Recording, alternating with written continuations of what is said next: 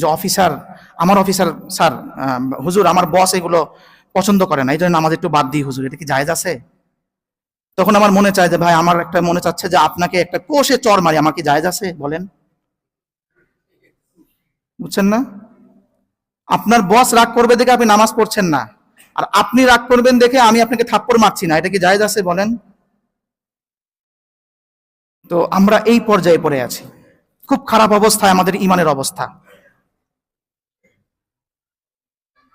তো এই 2 সূরা যখন আসলো, অন্যদিকে আর যাচ্ছি না আমি, তারপরে আল্লাহ রাব্বুল আলামিন নবী করিম সাল্লাল্লাহু আলাইহি ওয়াসাল্লামকে যত মুআজিজা দান করেছেন, তার মধ্যে থেকে অন্যতম একটি বড় মুআজিজা মিরাজ এবং ইসরার একটা মুআজিজা দান করছেন।